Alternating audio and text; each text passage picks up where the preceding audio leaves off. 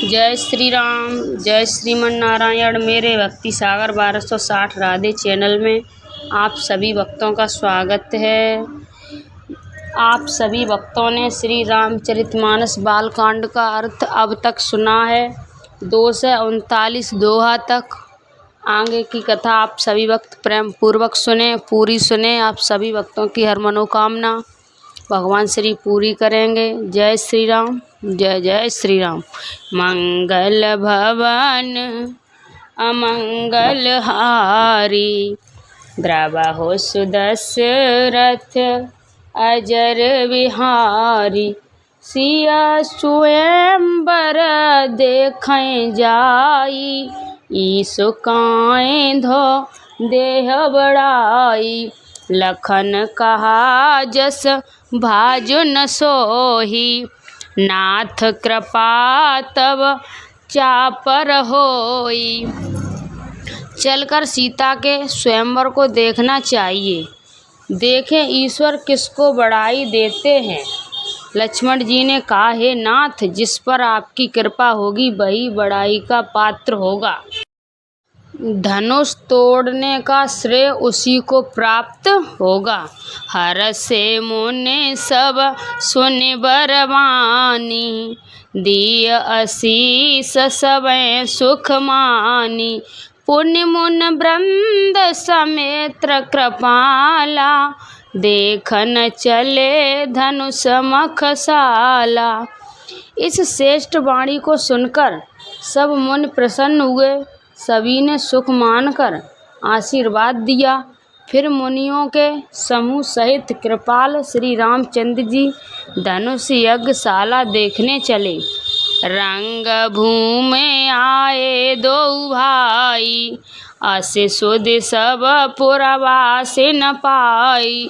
चले सखल ग्रह काज विसारी, बाल जुबान जरट नर नारी। दोनों भाई रंगभूमि में आए। ऐसी खबर जब सब नगरवासियों ने पाई, तब बालक जवान बूढ़े स्त्री पुरुष सभी घर और काम काज को भुलाकर चल दिए। देखी जनक भीर भय भारी, रुचि सेवक सब लिए हमारी।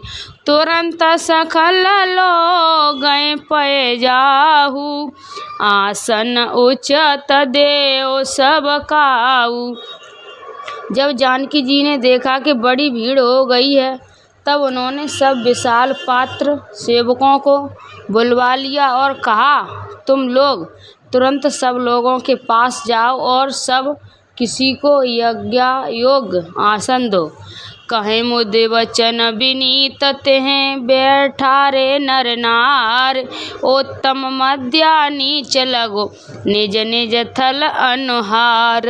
मंगल भवनी अमंगल हारी, द्रवहु सुदशरथ अजर विहारी। उन सेवकों ने कोमल और नम्र वचन कहकर उत्तम, मध्यम, नीच और लघु सभी श्रेणी के स्त्री पुरुष अपने अपने योग्य स्थान पर बैठाया।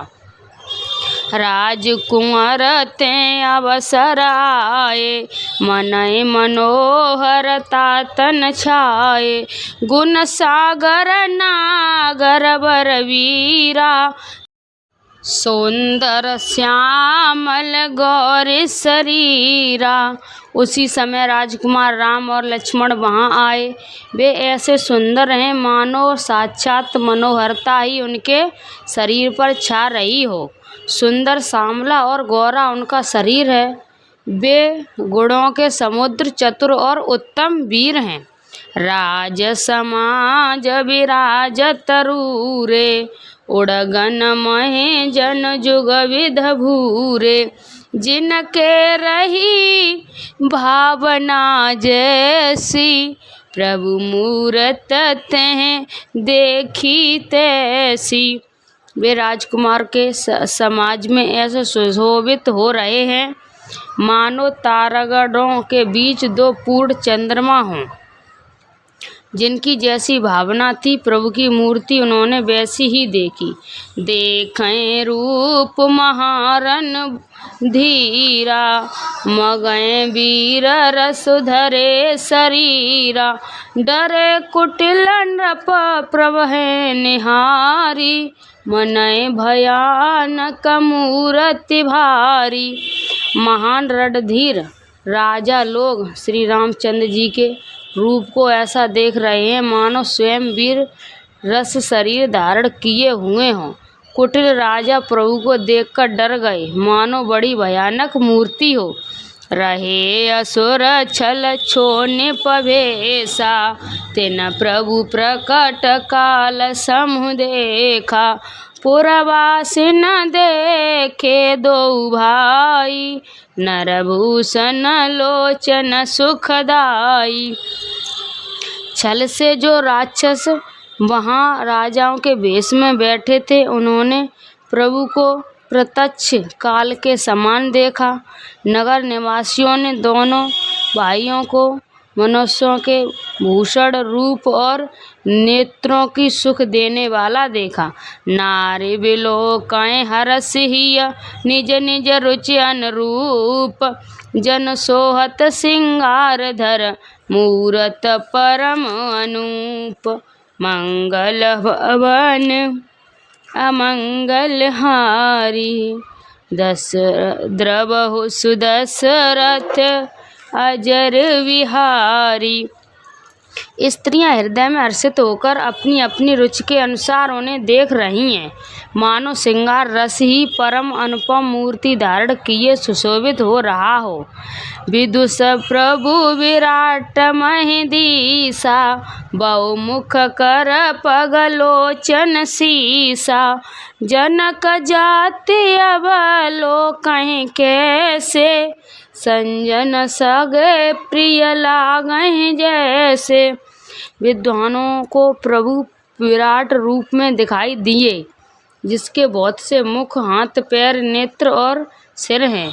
जनक जी के सजातीय कुटुंबी प्रभु को किस तरह कैसे प्रिय रूप में देख रहे हैं, जैसे सगे संजन संबंधी प्रिय लगते हैं। सहित विधेय बिलोकहि रानी, शिशु सम प्रीत न जाति बखानी, जो गए परम तत्वमय भाषा, सात शुद्धि सम सहज प्रकाशा। जनक समेत रानियां उन्हें अपने बच्चे के समान देख रही हैं। उनकी प्रीति का वर्णन नहीं किया जा सकता। योगिनियों को वे शांत, शुद्ध, सम और श्वेत प्रकाश परम तत्व के रूप में दिखे। हरे भगतैं देखे दो भ्राता, इष्ट देव सब सुख है दाता, राम चितव भाई जैसीहा, सोच सने सुख नय कथनीहा। हरे भक्तों ने दोनों भाइयों को सब सुखों के देने वाले इष्ट देव के समान देखा। सीता जी जिस भाव से श्री रामचंद्र जी को देख रही हैं वह स्नेह और सुख तो कहने में ही नहीं आता।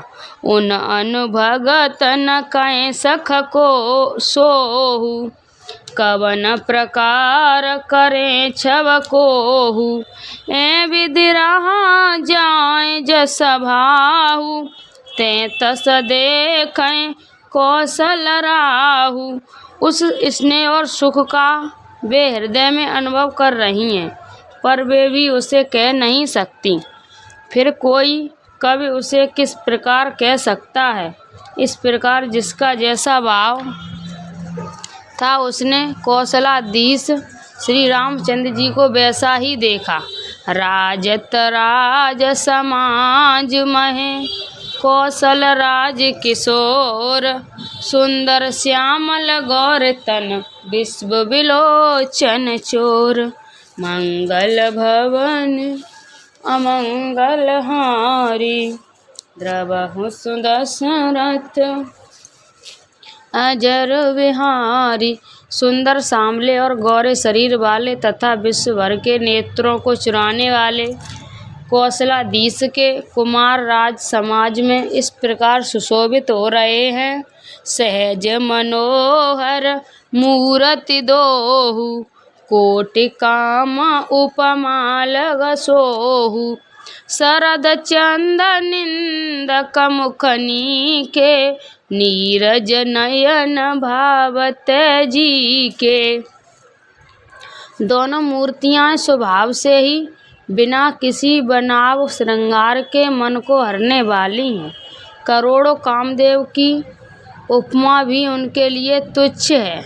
उनके सुंदर मुख शरद पूर्णिमा के चंद्रमा की भी निंदा करने वाले, उसे नीचा दिखाने वाले हैं, और कमल के समान नेत्र मन को बहुत ही भाते हैं।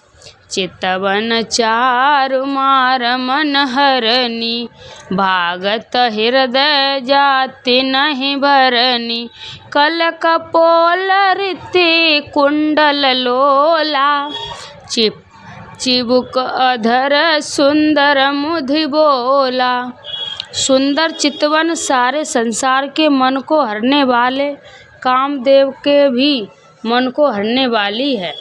वह हृदय को बहुत ही प्यारी लगती है, पर उसका वर्णन नहीं किया जा सकता। सुंदर गाल हैं, कानों में चंचल झूमते हुए कुंडल हैं, ठोड़ी और अधर ओठ सुंदर हैं, कोमल वाणी है। कुमुद बंद कर निंदक हासा, ब्रकटी विकट मनोहर नासा। भाल विशाल तिलक झलकाही, कच बिलोक अले अवल लचाही। हंसी चंद्रमा की किरणों का तिरस्कार करने वाली है। भौहें टेढ़ी और नासिका मनोहर है। ऊंचे चौड़े ललाट पर तिलक झलक रहे हैं, दीप्तमान हो रहे हैं। काले घुंघराले बालों को देखकर भौरों की पक्तियां भी लजा जाती हैं। पीत चौतनी सिरें सुहाई, कुसुम कली बिच बिच बनाई। रेखे रुचिर कंब कलगीवा, जन तिरभन सुषमा की सीवा। पीली चौकोनी टोपियां सिरों पर सुशोभित हैं, जिनके बीच बीच में फूलों की कलियां बनाई हैं, काढ़ी हुई हैं। शंख के समान सुंदर गोल गले में मनोहर 3 रेखाएं हैं, जो मानो तीनों लोकों की सुंदरता की सीमा को बता रही हैं। कुंज कमने कठा कलित, उरत तुलसी का माल। वृषभ कंद के हर ठैन, बल निद बाहु विशाल। मंगल भवन अमंगल हारी, द्रवहु सुदशरथ अजर बिहारी। हृदयों पर कंज मुक्ताओं के सुंदर कंडे और तुलसी की मालाएं हैं, सुशोभित हैं। उनके कंधे बेलों के कंधों की तरह ऊंचे तथा पुष्ट हैं। एड़ खड़े होने की शान सिंह की सी है, और भुजाएं विशाल एवं बल की भंडार हैं। कड़े तुनीर प्रीत पट बांधे, कर सर धनुष धाम बर कांधे। पीत यज्ञ अपबीत सुहाए, नखसिय मंजु महाछवि छाए। कमर में तरकस और पीतांबर बांधे हैं, दाहिने हाथों में बाण और बाएं सुंदर, कंधों पर धनुष तथा पीले यशोपवीत जनेऊ सुशोभित है। नख से लेकर शिखा तक सब अंग सुंदर हैं, उन पर महान शोभा छाई हुई है। देख लोग सब भये सुखारे, एकटक लोचन चलन न तारे। हर से जनक देख दो भाई, मुनि पद कमल गए तब जाई। उन्हें देखकर सब लोग सुखी हुए। नेत्र एकटक निमेष शून्य है, और तारे पुतलियां भी नहीं चलते। जनक जी दोनों भाइयों को देखकर हर्षित हुए। तब उन्होंने जाकर मुनि के चरण कमल पकड़ लिए। कर विनती निज कथा सुनाई, रंग अवन सब मुनै दिखाई। जह जह जाए कुंवर बर दोऊ, ते ते चकित चितव सब कोऊ। विनती करके अपनी कथा सुनाई और मुनियों को सारी रंग भूमि यज्ञशाला दिखलाई। मुनि के साथ दोनों श्रेष्ठ राजकुमार जहाँ जहाँ जाते वहाँ वहाँ सब कोई आश्चर्यचकित हो देखने लगते हैं। निज निज रूख रामय सब देखा, कोई न जान कछु मरम विशेषा। भली रचना मुनीन्द्र पसन कयहूँ, राजा मुदित महासुख लयहूँ। सबने राम जी को अपनी अपनी ओर ही मुख किए हुए देखा, परंतु इसका कुछ भी विशेष रहस्य कोई नहीं जान सका। मुनि ने राजा से कहा, रंग भूमि की रचना बड़ी सुंदर है। विश्वामित्र जैसे निष्प्रह विरक्त और ज्ञानी मुनि से रचना की प्रशंसा सुनकर राजा प्रसन्न हुए और उन्हें बड़ा सुख मिला। सब मंचै तै मंचु एक सुंदर विशद विशाल, मुन समेत दोहु बंधु तै बैठा रे महीपाल। मंगल भवन अमंगल हारी, द्रवहु सुदशरथ अजर विहारी। सब मंचों से एक मंच अधिक सुंदर, उज्ज्वल और विशाल था। स्वयं राजा ने मुनि सहित दोनों भाइयों को उस पर बैठाया। प्रभु देख सब पहिहारे, जनु राकेश उदय भय तारे। अस प्रतीत सबके मन माही, राम चापा तोरै सख नाही। प्रभु को देखकर सब राजा हृदय में ऐसे हार गए, निराश एवं उत्साहहीन हो गए, जैसे पूर्ण चंद्रमा के उदय होने पर तारे प्रकाशहीन हो जाते हैं। उनके तेज को देखकर सबके मन में ऐसा विश्वास हो गया कि रामचंद्र जी ही धनुष तोड़ेंगे, इसमें संदेह नहीं। बिन भजै भव धनुष विशाला, मेलै सिंह राम उरमाला। अस विचार गवन घर भाई, जस प्रताप बल तेज गवाई। इधर उनके रूप को देखकर सबके मन में ये निश्चय हो गया कि शिव जी के विशाल धनुष को जो संभव है न टूट सके। बिना तोड़े भी सीता जी रामचंद्र जी के ही गले में जयमाला डालेंगी, अर्थात दोनों तरह से ही हमारी हार होगी और विजय श्री रामचंद्र जी के हाथ रहेगी। यूँ सोचकर वे कहने लगे, हे भाई, ऐसा विचार यश प्रताप बल और तेज गवार अपने अपने घर चलो। बेहस अपर भूप सुनबानी, जय अविवेक अंध अभिमानी। तोरै धनुष ब्याह अब गाया, बिन तोरे को कुंवर ब्याहा। दूसरे राजा जो अविवेक से अंधे हो रहे थे और अभिमानी थे, ये बात सुनकर बहुत हंसे। उन्होंने कहा, धनुष तोड़ने पर भी विवाह होना कठिन है, अर्थात सहज ही में हम जानकी को हाथ से जाने नहीं देंगे। फिर बिना तोड़े तो राजकुमार मारी को ब्याह ही कौन सकता है। एक बार काल सकिन होहु, सियहित समर चितव हम सोहु। ये सुन अवर महिष मुस्काने, धर्मशील हरि भगत सयाने। काल ही क्यों न हो, एक बार तो सीता के लिए उसे भी हम युद्ध में जीत लेंगे। ये घमंड की बात सुनकर दूसरे राजा जो धर्मात्मा हरि भक्त और सयाने थे मुस्काए। सिय बिहावै राम गर्व, दूर कर निरपै के, जीत को सक संग्राम दशरथ के रतन बाकुरे। मंगल भवनी अमंगल हारी द्रवस दशरथ अजर बिहारी। उन्होंने कहा, राजाओं के गर्व दूर करके जो धनुष किसी से नहीं टूट सकेगा, उसे तोड़कर श्री रामचंद्र जी सीता जी को ब्याहेंगे। रही युद्ध की बात, सो महाराज दशरथ के रण में बाके पुत्रों को युद्ध में तो जीत ही कौन सकता है। व्यर्थ मरे जन गाल बजाई, मन मोदक के भूख बिताई। सिय हमार सुन परम पुनीता, जगदम्बा जाने सिय सीता।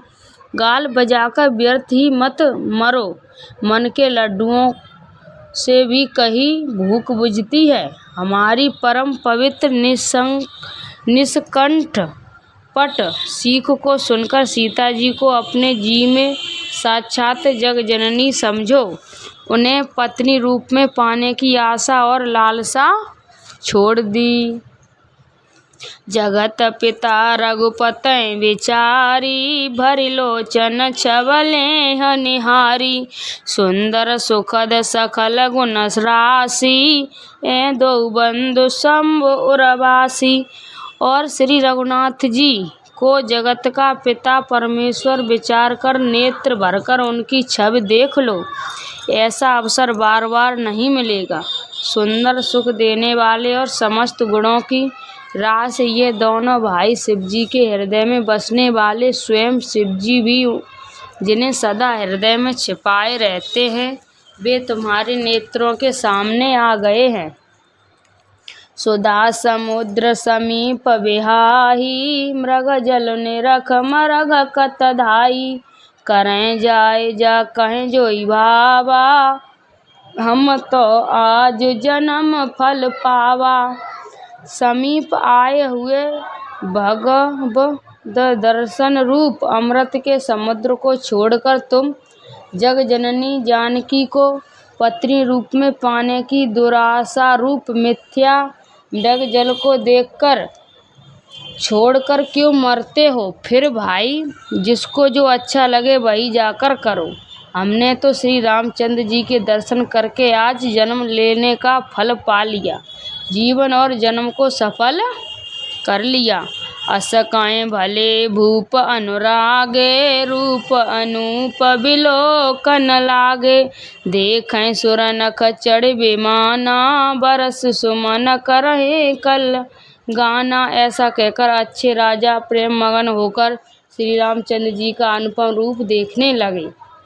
मनुष्यों की तो बात ही क्या, देवता लोग भी आकाश से विमानों पर चढ़े हुए दर्शन कर रहे हैं और सुंदर गान करते हुए फूल बरसा रहे हैं।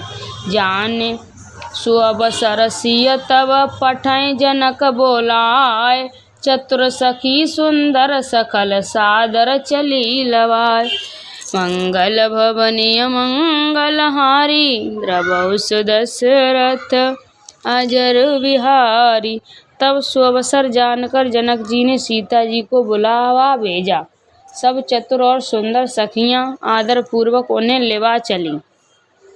सिय शोभा न जाए बखानी, जगदिम्बा रूप गुण खानी। उपमा सखल मोहि लगु लागी, प्राकत नारी अंग अनुरागी। रूप और गुणों की खान जग जननी जानकी जी की शोभा वर्णन नहीं हो सकता। उनके लिए मुझे काव्य की सब उपमाएं तुच्छ लगती हैं, क्योंकि वे लौकिक स्त्रियों के अंगों से अनुराग रखने वाली हैं, अर्थात वे जगत की स्त्रियों के अंगों को दी जाती हैं। काव्य की उपमा सब त्रिगुणात्मक मायक जगत से ली गई है। उन्हें भगवान की स्वरूपा शक्ति श्री जानकी जी के अप्राकृत चिन्मय अंगों के लिए प्रयुक्त करना, उसका अपमान करना और अपने को उपहास सायस्प बनाना है। सिय वर नए ते उपमा देही कुकब कहाए अजोय को लेही। जो पट तरह तिय समसीहा जग असि जुवति कहा कमनीहा।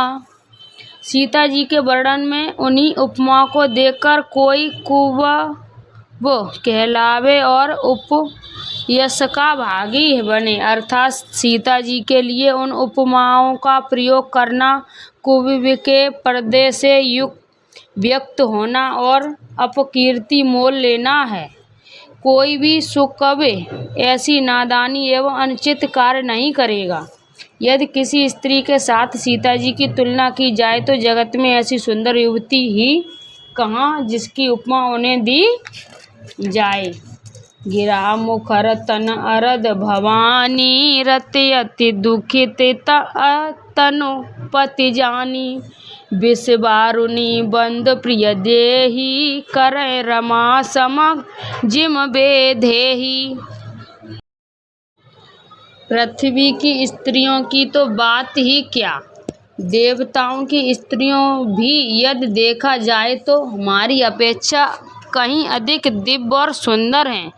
तो उनमें सरस्वती तो बहुत बोलने वाली हैं। पार्वती अर्धांगिनी है, अर्थात अर्ध नारीनटेश्वर के रूप में उनका आधा ही अंग स्त्री का है, शेष आधा अंग पुरुष शिवजी का है। कामदेव की स्त्री रति पति को बिना शरीर का अनंग जानकर बहुत दुखी रहती है और जिनके विष और मग जैसे समुद्र से उत्पन्न होने के नाते प्रिय भाई हैं, उन लक्ष्मी के समान तो जानकी जी को कहा ही कैसे जाए।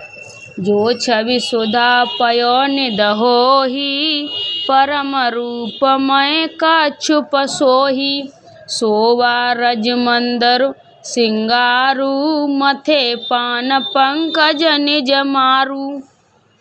जिन लक्ष्मी जी की बात ऊपर कही गई है वे निकली थी खारे समुद्र से, जिसको मंथन के लिए भगवान ने अति कर्कश पीठ वाले कच्छप का रूप धारण किया। रस्सी बनाई गई महान विषधर वासुकी नाग की मथानी कार्य किया। अतिशय कठोर मंदराचल पर्वत ने और उसे मथा। सारे देवता और दैत्यों ने मिलकर जिन लक्ष्मी जी को अतिशय शोभा की खान और अनुपम सुंदरी कहते हैं, उनको प्रकट करने में हेतु बने ये सब असुंदर एवं स्वाभाविक ही कठोर उपकरण। ऐसे उपकरणों से प्रकट हुई लक्ष्मी श्री जानकी जी की समता को कैसे पा सकती हैं। हाँ, इसके विपरीत यदि छब रूपी अमृत का समुद्र हो, परम रूपमय कच्छप हो, शोभा रूप रस्सी हो, श्रृंगार रस पर्वत हो और उस छवि के समुद्र को स्वयं कामदेव अपने ही करम कमलों से मथें। ए विद उपजे लक्ष्य जब सुंदरता सुख मूल। तदपि सकोच समेत कहें कहें सीख समतूल। मंगल भवन अमंगल हारी। त्रबहु सुदशरथ अजर बिहारी। इस प्रकार का संयोग होने से जब सुंदरता और सुख की मूल लक्ष्मी उत्पन्न हो तो भी कभी लोग उसे बहुत संकोच के साथ सीता जी के समान कहेंगे। जिस सुंदरता के समुद्र को कामदेव मथेगा वह सुंदरता भी प्राकृतिक लौकिक सुंदरता ही होगी, क्योंकि कामदेव स्वयं भी निर्गुणामयी प्रकृति का ही विकार है। अतः उस सुंदरता को मथकर प्रकट की हुई लक्ष्मी जी उपयुक्त लक्ष्मी जी की अपेक्षा कहीं अधिक सुंदर और दिव्य होने पर भी होगी। प्रकृति अतः उसके साथ भी जानकी जी की तुलना करना अविवेक लिए बड़े संकोच की बात होगी। जिस सुंदरता से जानकी जी का दिव्य परम दिव्य विग्रह बना है वह सुंदरता उपयुक्त सुंदरता भिन्न प्राकृत है। वस्तुतः लक्ष्मी जी का अप्राकृत रूप भी यही है। वह कामदेव के मथने में नहीं आ सकती और वह जानकी जी का स्वरूप ही है। अतः उसने भिन्न नहीं और उपमा दी जाती है। भिन्न वस्तुओं के साथ इसके अतिरिक्त जानकी जी प्रकट हुई हैं। स्वयं अपनी महिमा उन्हें प्रकट करने के लिए किसी भिन्न उपकरण की अपेक्षा नहीं है, अर्थात शक्ति शक्तिमान से अभिन्न अद्वैत तत्व है। यह अतएव अनुपमेय है। यही गूढ़ दार्शनिक तत्व भक्त शिरोमणि कवि ने इस अभूतोपमालंकार के द्वारा बड़ी सुंदरता से व्यक्त किया है। चली संगले सखी सयानी, गावत गीत मनोहर वाणी। सो नवल तन सुंदर नारी, जगत जनय अनु अतुल्य छवि भारी। सयानी सखियाँ सीता जी को साथ लेकर मनोहर वाणी से गीत गाती हुई चली। सीता जी के नवल शरीर पर सुंदर साड़ी सुशोभित है। जगजननी की महान छवि अतुलनीय है। भूषण सकल सुदेश सुहाए, अंग अंग रच सखै बनाहे। रंग भूमि जब सिय पगधारी, देख रूप मोहे नर नारी। सब आभूषण अपनी अपनी जगह पर सुशोभित हैं, जिन्हें सखियों ने अंग अंग में भली भांति सजाकर पहनाए हैं। जब सीता जी ने रंगभूमि में पैर रखा तब उनका दिव्य रूप देखकर स्त्री पुरुष सभी मोहित हो गए। हरस सुरैं दुंदरबी बजाई, बरज प्रसून अपछरा गाई। पान सरोज सोय जयमाला, अब चितय सखल बुहाला। देवताओं ने हर्षित होकर नगाड़े बजाए और पुष्प बरसा कर अप्सनाएं गाने लगी। सीता जी के कर कमलों में जयमाला सुशोभित है। सब राजा चकित होकर अचानक उनकी ओर देखने लगे। सीख चकित चितराम चाहा, भय मोह बस सब नर नाहा। मुनि समीप देखे दो भाई, लगे ललक लोचन निधि पाई। सीता जी की चकित चित्त से श्री राम जी को देखने लगी। तब सब राजा लोग मोह के बस हो गए। सीता जी ने मुनि के पास बैठे हुए दोनों भाई को देखा तो उनके नेत्र अपना खजाना पाकर ललचाकर वहीं श्री राम जी में जा लगे, स्थित हो गए। गुरजन लाज समाज बड़, देख सिय सकुचाय। लाग बिलोचन सखै तन, रघुबीर उर आन। मंगल भवनीय मंगलहारी, प्रभु सुदशरथ अजर बिहारी। परंतु गुरुजी की लाज से तथा बहुत बड़े समाज को देखकर सीता जी सकचा गईं। वे श्री रामचंद्र जी को हृदय में लाकर सखियों की ओर देखने लगे। राम रूप अरसिय छवि देखी, नर नारायण पर हरि निवेशे। सोचे सकल कहे सकुचाई, विदसन विनय करे मन माही। श्री रामचंद्र जी का रूप और सीता जी की छवि देखकर स्त्री पुरुष ने पलक मारना छोड़ दिया। सब एकटक उन्हीं को देखने लगे। सभी अपने मन में सोचते हैं पर कहते मुस्कुराते हैं। मन ही मन में विधाता से विनय करते हैं। हरे विद वेग जनक जड़ताई, मति हमारा अस देख सुहाई। बिन विचार अपन तज नर नाहु, सिय राम कर करें विभाऊ। हे विधाता, जनक की मूर्ता को शीघ्र हर लीजिए और हमारी ही ऐसी सुंदर बुद्धि उन्हें दीजिए कि जिससे बिना ही विचार किए राजा अपना प्राण छोड़कर सीता जी का विवाह राम जी से कर दें। जग भल कहें भाव सब काहू, हटकिए आते और ताहू। ए लालसा मगन सब लोगू, बरसा बरो जानकी जोगू। संसार उन्हें भला कहेगा क्योंकि ये बात सब किसी को अच्छी लगती है।